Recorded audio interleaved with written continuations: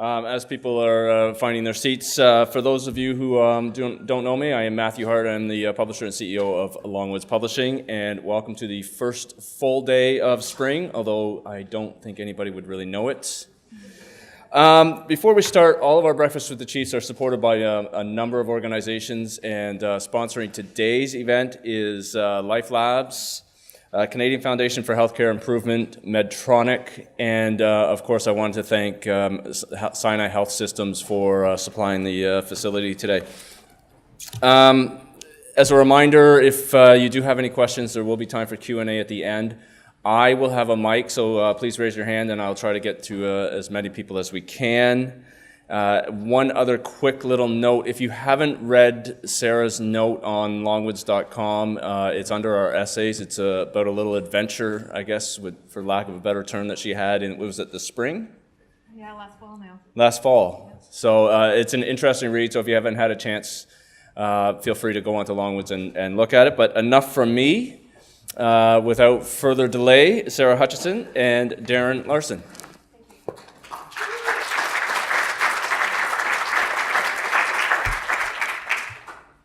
Good morning, everyone. This has just got to be the very best way to spend a Wednesday morning. To echo Matt's acknowledgement and opening comments, I want to thank Longwoods for this opportunity and clearly to the sponsors of this event. It's really an amazing forum for us, and we're really, really pleased to be here this morning.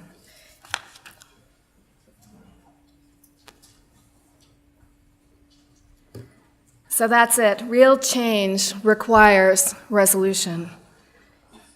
First of all, I want to begin that I think that community-based practice is really in an extraordinary state of readiness, and that we don't need to radically change the course of what we're doing, but instead resolve to stay the course and to realize the full value of the change that's clearly underway. Digital health programs are central to improving access to healthcare by putting patients at the center of an integrated delivery system. This is incredibly important. For some of you in the room who aren't familiar with the work of OntarioMD, we've now worked with about 15,000 community-based physicians across the province, delivering a range of products and services.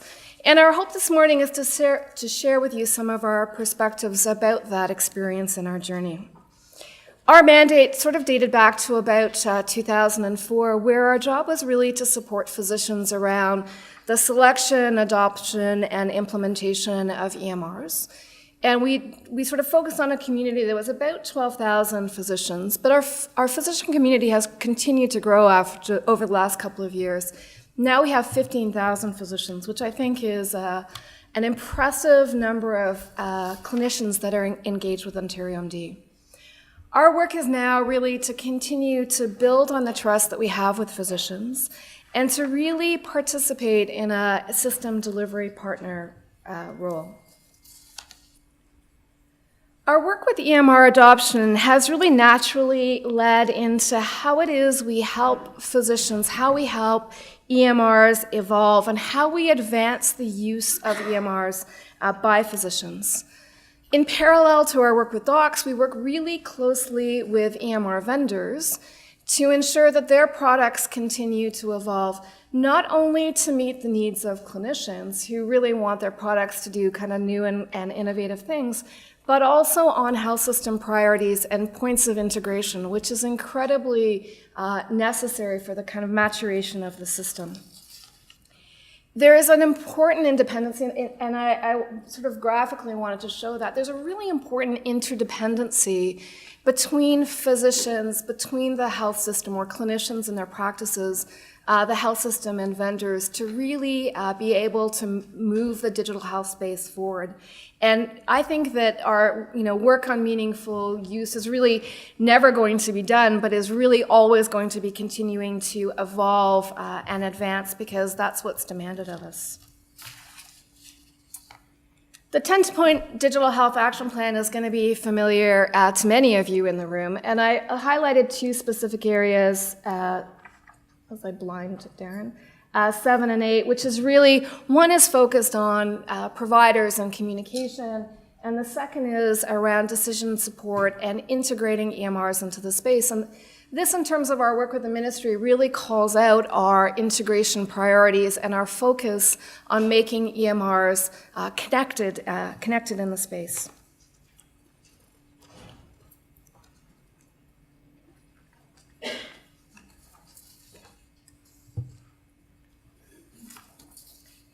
We have I think we've had the pleasure and the kind of very deliberate focus on the community. And that focus, I think, has really allowed us to make a meaningful impact. And I often sort of describe this as kind of circles. So our work in the community has really been about that very deliberate focus on engaging community-based practices across the province and really building how physicians use their EMRs.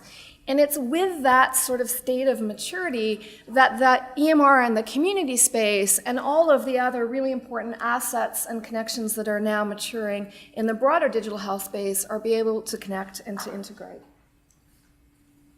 I wanted to share with you a little bit about our specific work in terms of the areas of development that OntarioMD has been involved with, and then talk a little bit about our partnered work, which is also incredibly important to our agenda. So these are briefly the products and services that OntarioMD has developed or has been responsible for. And I know that there's information outside in the foyer about specific programs, and please feel free to follow up with us if there's anything that kind of catches your interest and you'd like to have more information about. The first is Health Report Manager. So this application we developed several years ago, and it was really, in the beginning, intended to be a little bit of a stopgap, and it's turned out to be one of the most important products in our product suite. We currently connect about 200 hospitals or 200 sending facilities, about 180 of which are hospitals in the province, directly integrated to about 8,000 physician practices across Ontario, where we directly are able to send and integrate hospital and information reports and discharge summaries. This is amazing. We're moving about about 1.2 million reports a month, making it possible that actually information about the patient reaches the clinician's office before the patient does. Incredibly important when we're trying to move important metrics around readmissions and making sure that physicians have real information about their patients by the time they show up from the hospital in their practice. E-notifications is an extension of that. It's not on the slide, but e-notifications is really using the hospital ADT systems to send admission, discharge, and transfer messages and route them through the community care so that we can actually support scheduling and enabling for complex patients community care to be involved in the care delivery journey. So hugely valuable to the system. EMR certification program, as I indicated a little bit earlier, we work really closely with our vendors in Ontario. And part of that in our certification program is really ensuring that we build to integration specifications and we certify vendors around their connectivity and the evolution of their products in the province. We work really closely with the vendor community and really in that kind of system translation and prioritization mechanism. EMR dashboard, I'm not going to spend a lot of time on because Darren's going to talk more deeply about when he speaks. The EMR progress assessment tool and our practice enhancement program essentially go hand in hand. So the progress assessment tool is really a mechanism by which we help physicians understand the maturity of the use of their EMR. So it's not good enough just to have an EMR in your office. We want physicians to be able to use their EMR effectively to their kind of highest and best use of their EMR, and our tools are enabling physicians to do just that. The EMR enhancement program is really the staffing component that goes around the tool set. So we are very fortunate. About 1/3 of our workforce is across the province serving community-based practices. That is sort of a bit of an expanded definition. It includes not only primary care docs, it includes community-based specialists, NP-led clinics, and also the staff that work in the practice setting, because we know that enabling them actually really supports and enables how physicians deliver care. Our EMR Every Step conference, we have a couple of those a year. We have a main event, the big event, which is at the end of September in Toronto. And that draws about 700 physicians now, and is a really exciting opportunity for us because the way the conference is developed is actually mostly physician-led and facilitated content. So it's really physicians bringing to their peers and to their colleagues their exciting, innovative uses of EMRs, how they're translating quality and able to demonstrate that to their colleagues. We bring together a number of vendors and other stakeholders. It's a great opportunity, and for those of you in the room that are interested, it's open to all registrants, and I encourage you to take it in. The last icon on there is our privacy training program, and it's actually so important to us at the moment. It's got its very own slide.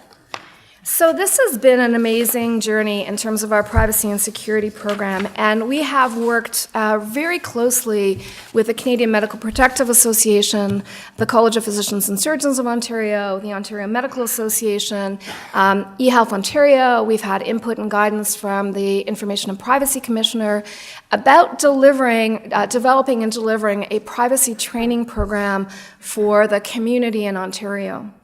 So our objective is to make training for community-based physicians just much easier, make it standardized, make it accessible, to provide accreditation for that training, and to enable us to actually get a certificate at the end of the training that actually can demonstrate to other partners that physicians have actually completed this comprehensive set of training requirements. So our really big, audacious goal, just to put it out there, is to deliver a partnered privacy program. And a number of our partners are in the room, and they see the value of adding to this general privacy program to use this training module to actually serve their purposes. And if we can get to a place of actually engaging in the community with a simple set of tools that are actually extendable across multiple healthcare practitioners, I think that makes it easier for all of us, and I encourage you to have a look at the privacy training. It's on our website, and a really exciting program. I stand here before you kind of humbly around our partnership, and we have been very pleased to work with such amazing partners in the delivery of digital health tools. At the top, and many of my friends from OTN are in the room, we work very closely with OTN, not only on their initiatives, but more specifically on supporting and engaging physicians in the use of the provincial e-consult program and supporting OTN's platform in that regard. The local health integration networks, as we work with them to respond to their priorities around clinician engagement, very important. Health Shared Services Ontario, we work closely in terms of the integration of the CRIS system and providing those ADT messages that I made reference to earlier. We have enjoyed amazing support from Canada Health Infoway. I haven't talked about our Peer Leader program, but for 10 years, Infoway provided us with dedicated funding to develop a Peer Leader program, which has been an incredible resource. So we have, across the province, about 60 peer leaders, predominantly physicians, so both family docs and specialists, using a myriad of our products. And we know that physicians really effectively learn from their peers, and we are excited to kind of add that into the complement. And then, of course, eHealth Ontario. So eHealth Ontario, not only do they host a couple of our assets, we work very closely in terms of rolling out Connecting Ontario to the community. So we're working very closely on an initiative specifically in the TC Lynn about making the Connecting Ontario viewer available to physicians, but not only available to physicians, we need to help physicians use the viewer effectively and think about how that integrates into their workflow so that they have better use of information at the point of care to their patients. Balancing priorities. I think we recognize, certainly in the role that we play, that there's a natural tension between the priorities of clinical practice and the health system, and it is some days a fine balance around managing that, and we certainly feel that in the role that we play in the community. We need to be really effective in translating population health discussions to the practice level. And I'm in many forums and in many leadership discussions about the importance of population health at the provincial level and at the regional level, but I think it gets really meaningful when you start to be able to talk to physicians at the practice level about how it is they look at their population of patients with a particular lens and can focus on the priorities that a local or regional view has about the things that they want to change for the population. So I often call this the kind of the little P, little H view of population health, but really important that we are able to deliver tools and create capacity for physicians to do population health in practice. So I'd say that digital health tools are absolutely necessary, but not sufficient. What's really most critically important is how we support and engage and enable physicians to use those tools to support meaningful and sustained change. I said it a little bit earlier, but just to be clear, this isn't just about primary care. This is about community-based specialists. This is about other healthcare providers, the broader healthcare provider community. This is all about the integration of patient information across the care continuum. It's very clear that we're on the road. I think the destination is in sight. There are many, many more points of integration about a patient's care journey than there were even a year ago. And I think because we have this amazing sort of stable base to work from in terms of integration, progress is near. The world we live in. I know that you came here today for me to tell you that there's a provincial election coming, and we have an impact. We certainly believe that healthcare is on the agenda for all parties and all discussion. How that is going to impact each and every one of us in the room remains to be seen as the year unfolds. I think it's important to reflect that our space is maturing, where we often worked in verticals just because we could and because it was easy and because the work that we're doing was clear and we were able to deliver in that domain. It's not like that anymore, and it's really important for us to be able to work across, and the degree of cooperation and collaboration between partners is really quite extraordinary, and I think Darren's going to talk a little bit about that when he speaks as well. 17 EMRs, 17 different EMRs, and 10 vendors. And the question I get the most is, can't there just be one? And I think that would have been a great question probably about 15 years ago when we actually could have had just one, maybe. But the challenge now is that EMRs are really fully baked into the workflow of physicians and in clinician practices across the province. And the degree of disruption to move physicians to a single EMR, a single platform, I think it is quite disruptive, and I don't think necessary. I think the evolved thinking about how many EMRs is really not so relevant. What really matters now is how those EMRs integrate and exchange information consistently, and the standards and the information exchange is in fact the focus. And it's almost like the EMRs become the wrapper around that standardized information that is increasingly able to flow coming into EMRs and soon to leave EMRs around the patient care journey and experience. Physicians are without a physician services agreement. That may be not news to many in the room either, but I think that has an impact in terms of how the physicians have been engaged, and there is that tension that exists. I mean, it's worth noting, I'm not going to rest there, that's as political as my comments will get today.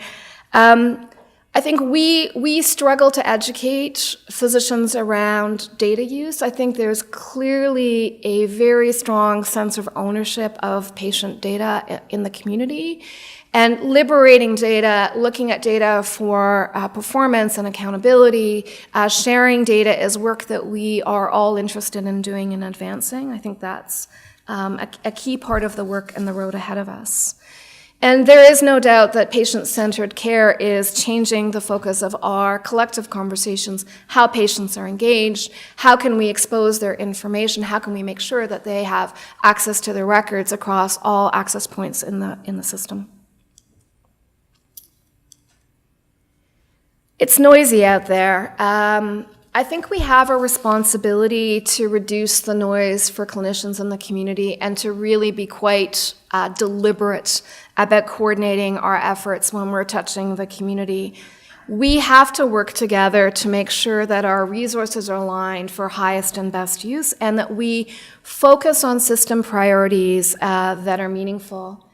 I had a physician talk to me recently, and his story was that, it used to be that people were knocking on the door and it was pharma detailing physician practices, right? It was the pharmacy reps coming to knock on the door.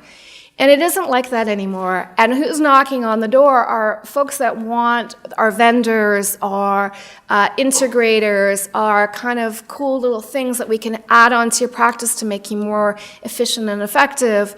They are pilot projects. There are lots of those. There are lots of opportunities. And I think we need to make it easier to be more coordinated for community-based practices to participate in these initiatives. We've been doing a lot of work over time, collecting a lot of data from physicians about how they use their EMRs, and not a surprise, I suppose, that the longer the physicians use their EMRs, the better they believe their care to be. And obviously the more mature the use of their EMR is. But it's not a day zero thing, right? So we know that putting an EMR into a physician's office does require a whole number of changes to how physicians participate with technology, and that does have a change and learning curve. I'm just going to end, before I turn it over to Darren, with a little bit of just an overview of our own quality support program and just really a view of our kind of integrated approach. So from the bottom up of this diagram, which of course you can't read, this would be the physician, my happy female physician in the middle of the bottom. And really about surrounding our practice engagement are not only our practice advisors, but our peer leaders and our technical specialists. And we really have a kind of cluster, a group of human resources that are around the practice experience, recognizing we need to bring to the table a number of folks that can help physicians at the practice level. And really the top is to reflect all of those bundling of services that we go to the practice with. So while our practice advisors are the primary point of contact, what they bring into the conversation when they go to each and every practice is, do you have your secure, do you have your OneID? Are you using eConsult? Is HRM configured properly? Are you receiving e-notifications? How are you using your EMR? Would you like a peer leader? Have you taken our privacy and security training? And so we really go not only with our products and services, but the products and services of our partners to make our experience when we touch that physician's practice as meaningful as possible. So with that, I will turn it over to Darren.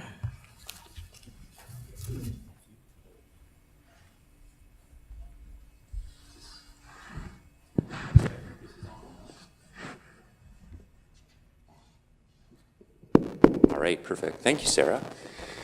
So I have the dubious task of explaining to you how all of this matters to doctors and why it matters to doctors. And in fact, it's really important that we, I think, take the conversation from the products and services that OntarioMD delivers to the space of the average clinician on the street. In other words, why does any of this matter? And we're actually changing the conversation now away from just technology and products and services into a far greater experience conversation. We're actually trying to change the culture around how we're using our digital technology, our EMRs, our various integrated services, the products that we consume every day in our practices, and convert that into a better quality experience for ourselves as clinicians, for our patients, and ultimately for the healthcare system. So I want to talk about quality improvement in real time. The important thing to me is that we translate the important work we're doing at OntarioMD and with our partners into something that matters at the practice level for each and every one of us.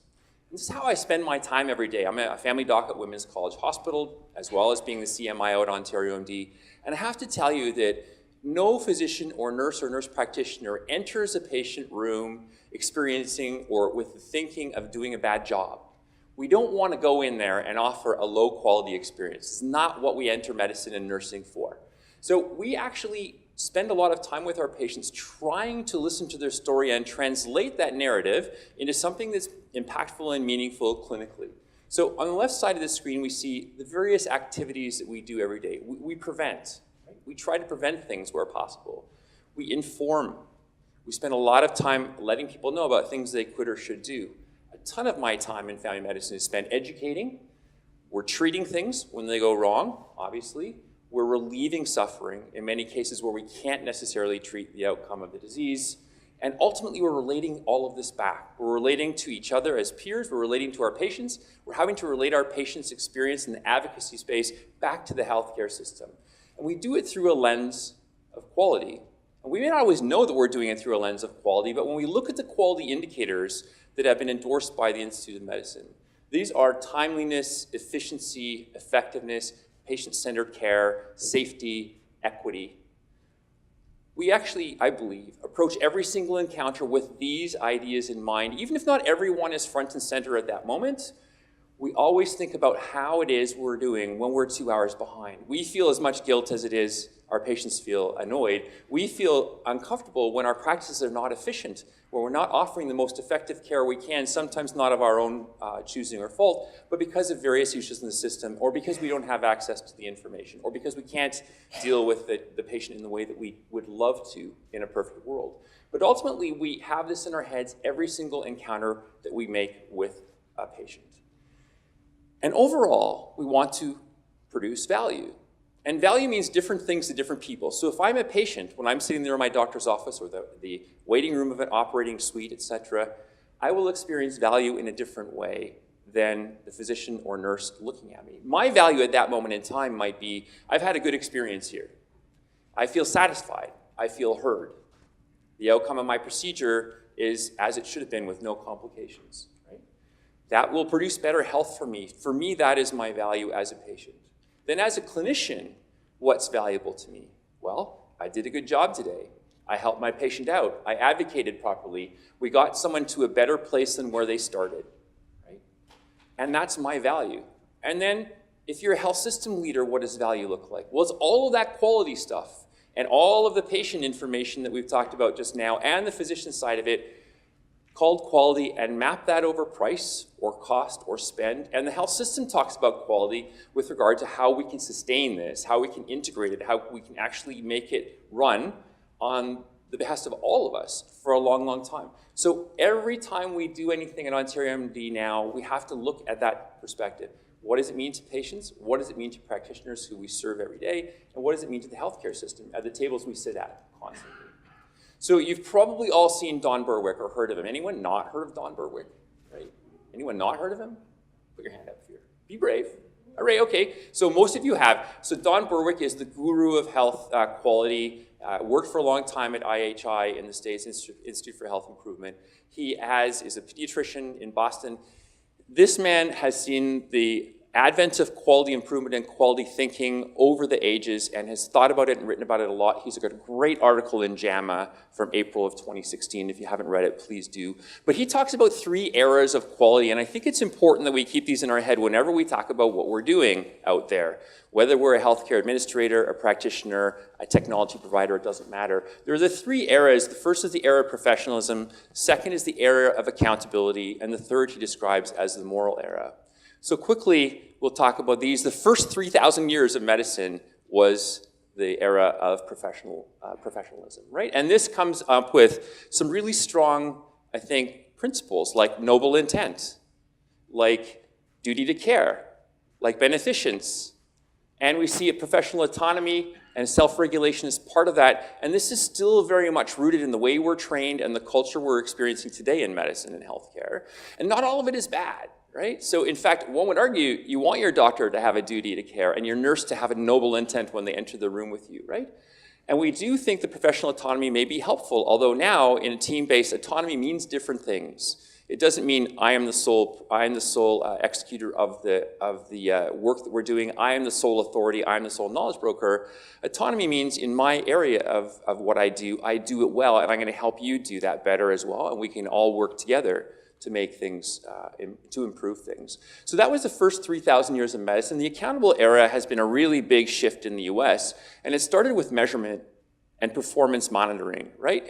And the view there in the last 15 years has frequently been, well, if we just measure it, if we just show doctors and nurses what they're doing or what they're not doing, they'll self-correct, right? If we just give them what they need, they'll do a better job. Well, that didn't always happen, so they brought in these ideas of incentive payments, and the thinking that if we could just get it going with some money, maybe people will jump on the bandwagon, which does actually work.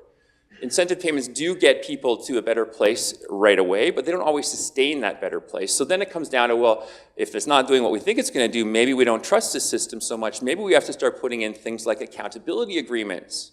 Then we need to start measuring more and more and more.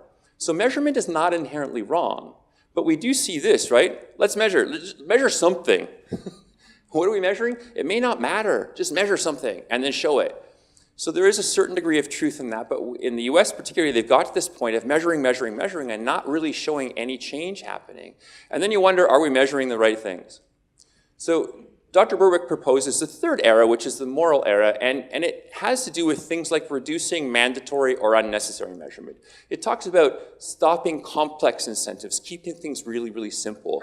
It also brings into light a lot of strong responsibility for the professions to relinquish some of their professional prerogative, which is like my way or the highway. It talks a lot about using improvement science and going down a pathway of transparency, but ultimately hearing the voices of the people that we serve. And sometimes those people are our patients. Sometimes they're the vendors that we work with. Sometimes they're hospital administrators. But we have to collectively reject greed and look at the bigger picture. That's what he's saying. Is this happening now in Ontario or in Canada? I mean, I would say generally not. We're getting to some of this, but this is something for the future, I think, that every body of work that I'm involved in now in the quality space, I think about these 9 or 10 points because I want to know that I'm at least directing my work toward that zone.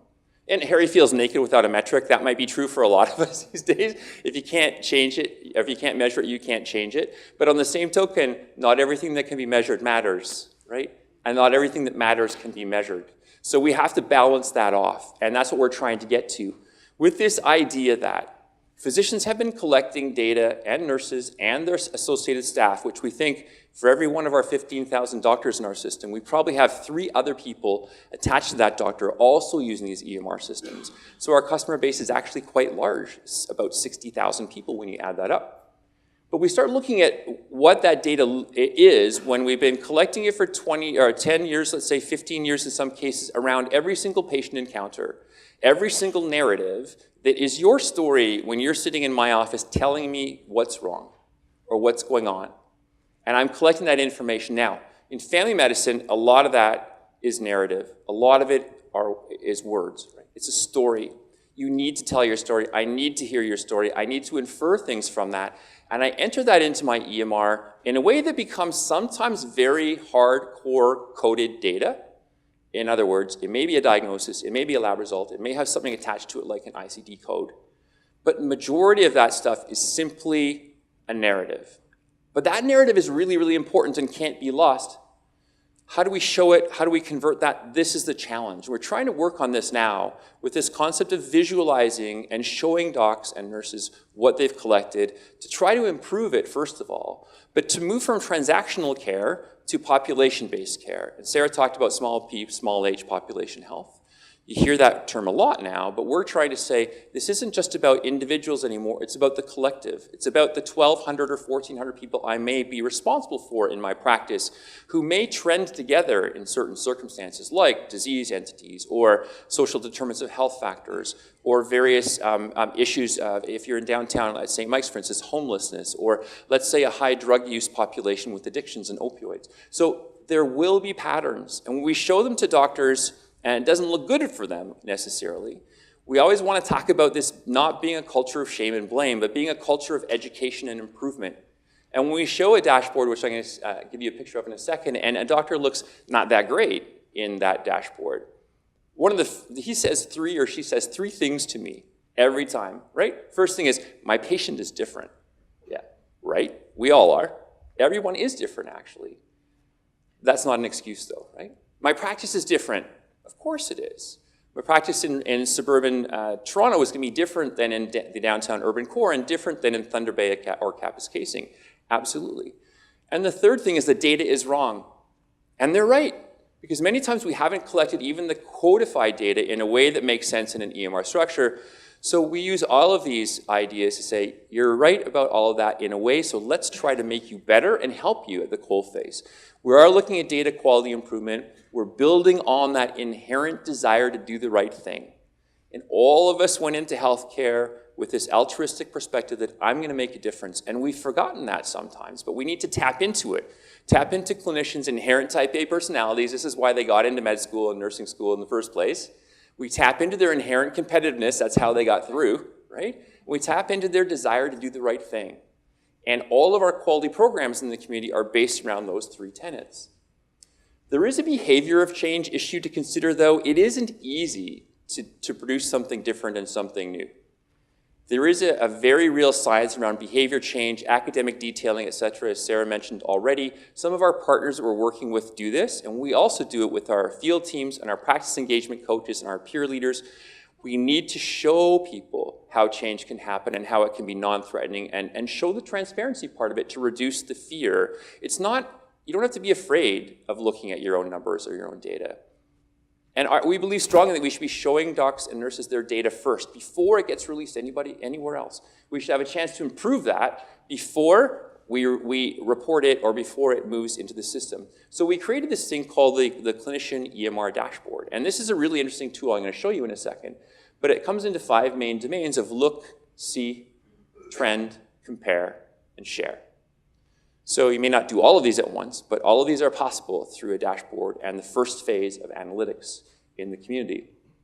What we want to do with this dashboard is we want to leverage what's already there. So we've got a lot of data in these systems not being used, not being moved. We have 2,500 different instances of servers in this province with EMR data in it. How do we actually deal with the big issue of getting the data to the analytic? Well, maybe we do it in the opposite. Maybe we move the analytic to the data, so that we can actually throw a tool on top of the data set in our individual servers that says, here's where you are right now with your actual patients. Here's how you may actually compare to your peers if that's shared, and expand and repeat that across the province. So we built a tool so far in pilot. Now pilot means 100 doctors in, out, benefits evaluations done, 500 going in by this summer. So it's moving quickly to limited production release, but we've built 2 of these tools with partners that say, throw this on top of your EMR, bolt it on, do the analytic on it without moving patient health information outside. It relieves all kinds of issues with privacy and security. It gives physicians the sense that they're being looked after because it's their data in their office. And it makes sure that they agree to opting in or opting out and sharing or not sharing of that data according to their comfort level, and that builds over time. This is what it looks like, again, not to read the details, but when I launched the TELUS dashboard on my TELUS EMR product in my institution, my family health team, I would get this. This is a diabetes panel. So you're going to take indicators that are well recognized, and by the way, we didn't make these indicators. We're actually leveraging indicators that have been built already by others. So on our proof of concept, we took in quality indicators from Health Quality Ontario, the data to decisions indicators from the Association of Family Health Teams, and various primary care indicators from CIHI, and overlapped them and said, which of these are in all 3? 17 were. So we tested those first. The next phase to follow that, this is dying. Hello. Okay, I'll switch this. Sorry, battery's running out.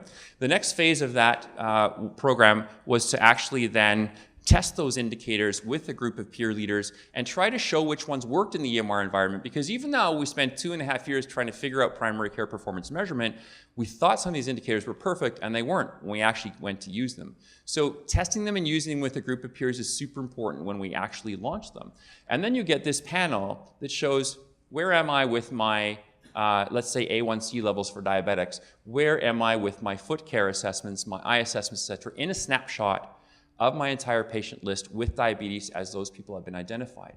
And I'm going to show you in a minute that sometimes they haven't been identified very, very well. But more important than that is being able to take that information and do something with it. If we can't act on the information that we've looked at, it's actually kind of meaningless, right? So we can drill down in each of these pie graphs, and we can find the list of patients that need action now. And that might mean pulling them in for an advanced clinic. It might mean sending them a letter to have a mammogram. It might mean asking somebody else to act on our behalf, like have a patient come in for a childhood immunization that they missed or a flu shot, et cetera. So the ability to do something with this data is where the sweet sauce is. We've actually moved from just showing to doing. And there is work in between, make no mistake. But as we have the programs that can guide people through this work, I think it's really important to see what that does. And I'll show you that in a second. So here's an example of smoking status, of data quality and the data not being great. So the dark side of this pie graph is actually non-reported. So 51% of my practice are non-smokers, 8.7% are smokers, and 39, almost 40%, I actually don't know. Maybe I know, and I just didn't record it in the right place. Maybe I never asked, and I should be. So quickly, we see improvements in this space. So we go from basically 70% of our, or 60% of our practice knowing, to within 3 months period of time of using the dashboard, well over 80, 85, it depends on the practice, of course, but 80, 85% of those practices now having information there just because they saw that they didn't collect it. So as you see and visualize, this is the first analytic, like what am I gonna do to make it different in my own practice, and that works. When you start looking at trending and comparing this to your peers, then you bring in the gamification piece. You bring in the side that actually allows doctors and nurses to want to compete with each other in their own clinic, et cetera, to do better. So the key feature of this dashboard I've mostly mentioned already. It is real data, it's real time, it's actionable, it's non-threatening, it's transparent, and it comes with a whole bunch of hand-holding to ease the burden of figuring out how you're going to implement this in your practice, and that's our entire change management process. As we're coming to the end, I love, there's a lot of pictures here from a guy named Hugh MacLeod and Gaping Void, my favorite artist, and I use these all the time with his permission. This is a leadership journey for the 21st century, navigating, empathizing, self-correcting, and setting up win-win propositions. For us, this means measure, show people what you're measuring, liberate data. Empathizing is relating and telling the story. In other words, translating that liberation to actual action. Self-correction involves showing change and altering the course. This is like a big PDSA cycle, right, for Plan, Do, Study, Act. And then celebrating the success, scale, spread, and partner. This is how we operate every single day in this change management world. And I want to tell you a quick story about successful partnerships. So as Sarah mentioned, we don't do this alone anymore. And this is a project that both and I have been involved in, Sarah and I have been involved in now for the last 4 months or so, called Partnered Efforts for Safer Opioid Prescribing. And you see all these logos on the screen. This is the first time I've ever seen in my career multiple disparate groups, agencies, colleges, and associations come together regularly, meeting every 2 weeks to say, we have a problem to solve. How are we going to do this collectively? That problem is too many opioid prescriptions, too many people dying, too many starts of drugs that probably, in many cases, wouldn't need to have been started. What are we going to do to make this different? So Health Quality Ontario leads it, but all of us are equal partners in this. CAMH has an excellent educational program that runs around the province constantly in cycles. The OCFP has a mentoring network. Center for Effective Practice has practice detailing, academic detailing. The college obviously is involved in some of the very extreme outliers and knowing who those doctors are. U of T has online courses. We have our dashboard that now showcases patients who are at high risk because they've got drugs that are too strong or been on them too long or exist without contracts or without any kind of follow-up. So together, we're able to say to a practice, hey, we have a problem with 5 or 6 of your patients. You can choose from all of the work of all these partners, and let's help you do it now. Whether it's us or CEP or the college, access to all of it, which is amazing because what we're seeing is tremendous scale and spread in a very, very quick way, and actually measuring the outcomes of that over time in real time. So built into this is ongoing benefits evaluation. This will be launched to its fullest form by the end of March, but you're going to see the outcomes of that and the publications, I think, very shortly. It's very practical, but also measuring, performing, and changing over time at the system level. So finally, what have we learned at OntarioMD that gives us the resolve that we've managed to keep through all of this? Well, we're engaging clinicians where they're at. I think no matter what area of the healthcare system you're in, if you go to where the clinicians are and say, we're actually here to help you, you'll have greater buy-in more quickly. We work with them, we lead them, we don't tell them what to do, we don't force them what to do, force them to do things. We offer advice and services that may be of help to them. We use peer relationships all the time. Our peer leader program, which I'm very proud of, maybe it's because in my bucket, and I was one of the first peer leaders, like there were 5 of us when we started 10 years ago. Peer leader programs have been so impactful, but then now adding that into our field teams that have strong long-term relationships with clinics and can offer services in a bundle on behalf of others, that is the most incredible way to get things done quickly. We're delivering and measuring what matters, both locally, regionally, or all locally, regionally, and provincially. And then as well, we do know that regional is important. One size doesn't fit all. But it is also important to recognize that there are processes that overlap. And actually, we're way more similar than we're different as humans and in regions and geographies, et cetera. So can we actually take a common approach and adapt it mildly and make that happen much more quickly? This is what we've done in our regional approach to things in OntarioMD, and it's been very successful from adoption right through to maturity. Partnerships are necessary, but they're messy, so be prepared to be uncomfortable. This isn't easy, and we've worked so long in silos. Jumping out of those silos, I think, is really, really tough, but we've managed to do it, and the outcome is incredibly impactful. So we're bringing collaboration rather than competition. We're trying to bridge the space between clinical, technology, and policy, and no one else is doing that, which is really neat. That's why I'm happy to be working where I am. We're in it for the long haul. Strong relationships are key. We have to be authentic. We have to be honest. Sometimes being honest doesn't mean telling people, well, it always means not always telling them what they want to hear. It's telling them what we think they need to hear, but here's why with evidence behind it. So we're trying to do that every single time we engage with a doctor or at a health policy table or with a technology company. And ultimately, it does come down to this. If you want to see change, it doesn't require revolution. It doesn't require completely throwing the baby out with the bathwater and starting over every single time. It doesn't involve a million pilot projects that end. It involves resolution to say, how do we take what we're doing and expand it, scale it, spread it, make it matter to others, and then keep doing it. So on that note, we'll stop. Sarah and I are happy to take questions for the next 12 or so minutes, and thanks a lot for your attention.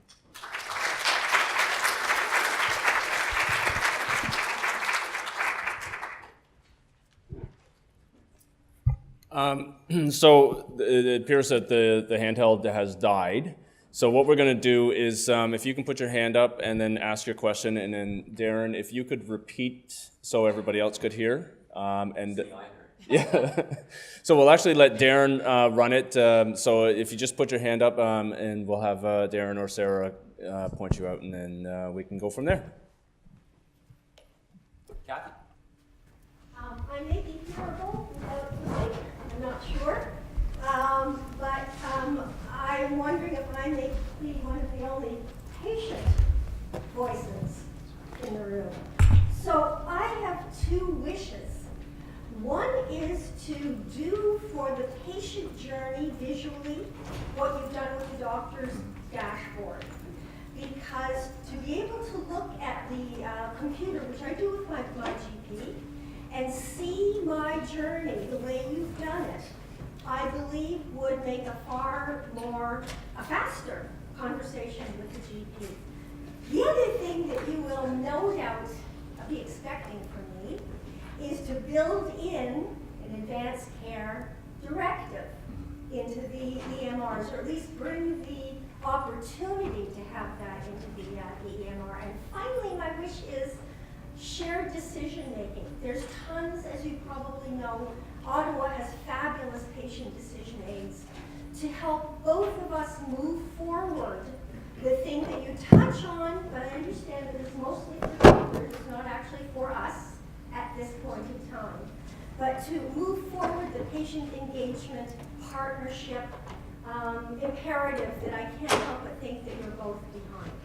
So that's not a question, it's wish list. Those are great comments and wishes. And actually, Sarah already mentioned that we're on the cusp now of the idea of the EMR becoming open and being available to patients. And I actually think as soon as that happens, all of those three things that you're talking about will be automatic, because the ability for patients to see what's happened to them, but also add to that data set and comment on it and correct things where they've gone wrong is incredibly hopeful. There's tons of information and data now from Open Notes in Boston on how effective and practical that is. We are working with vendors that need to actually be brought along to this space, but many of them now are opening up portals and doing things that are interesting for patients.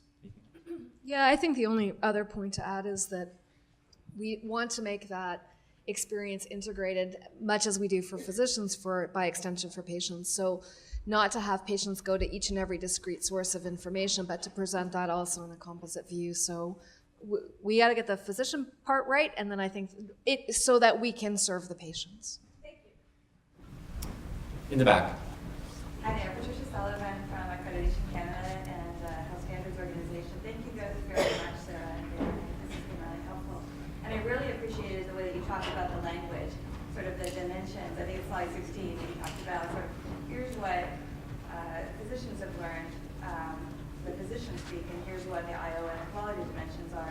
I'm curious how you see recognizing the way that primary care is organized right now. So we've kind of moved. We've got about 25% of primary care docs in some sort of practice model, but we've still got largely a lot of independent practitioners. And so how does digital health work in that context, and how do we have that conversation around quality with care providers that don't have the capacity to do a lot of what you're talking about?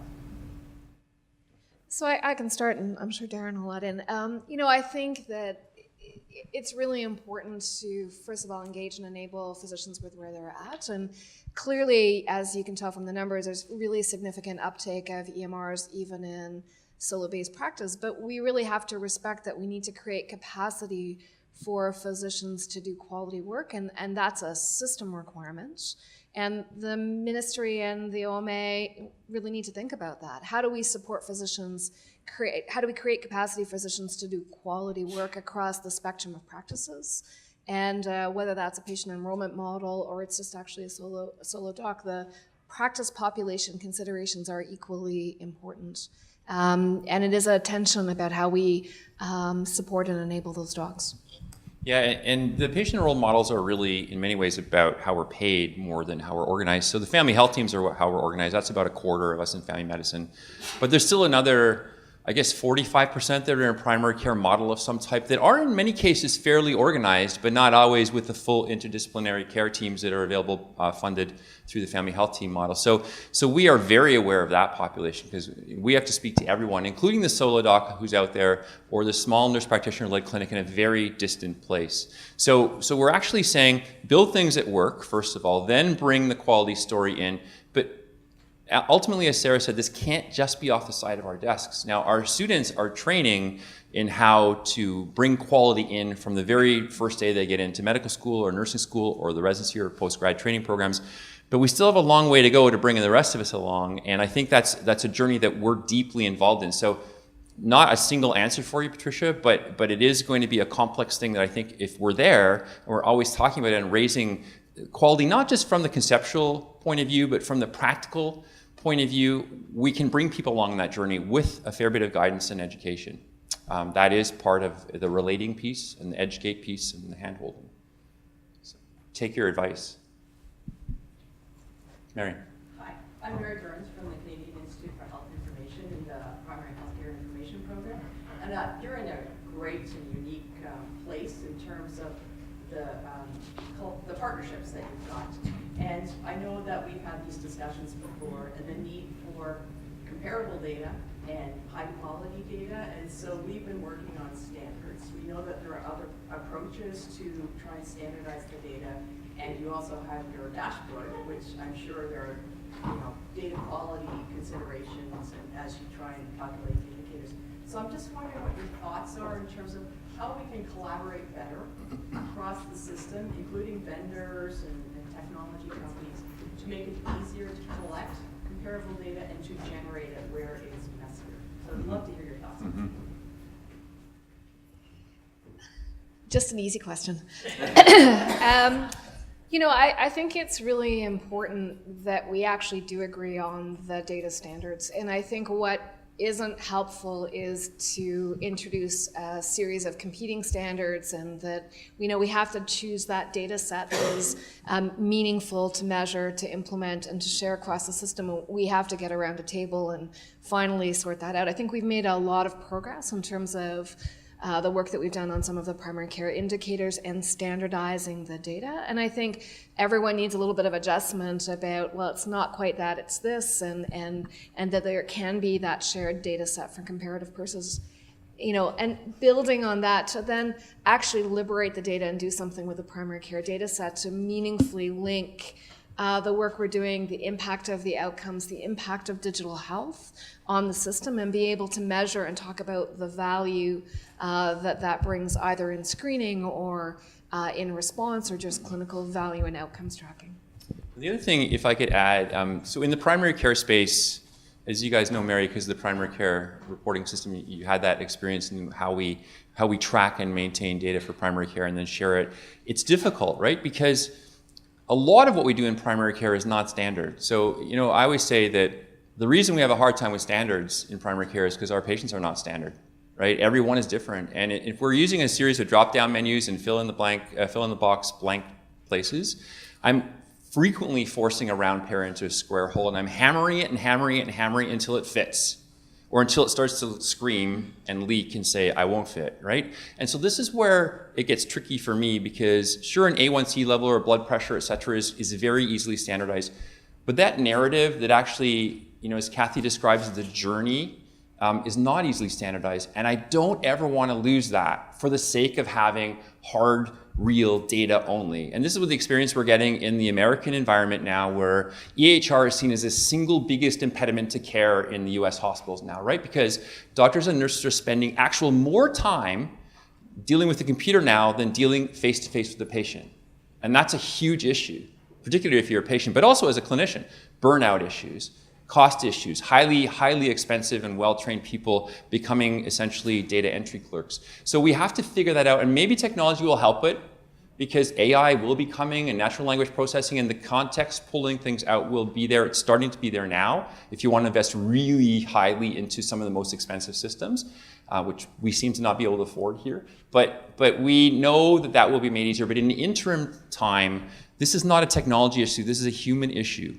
And I think that the system in the US particularly has neglected that, and we've forced our great human caregivers to become data entry clerks, and that's a huge problem. So it will take a lot of work. We're so happy that we use the clinician-friendly pick list in our dashboard work at the very beginning, and the indicator list from CIHI is expanded, and there are others. And so our goal will be to leverage those every way we can.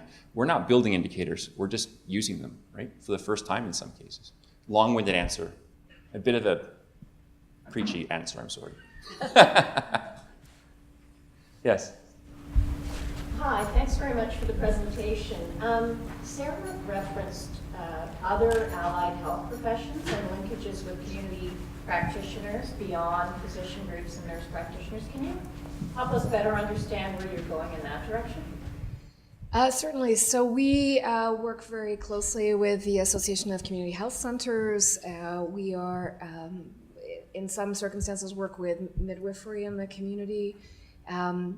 We recognize, because of our work in terms of e-notifications and the former kind of CCAC environment in the home and community sector, that there are many points of integration.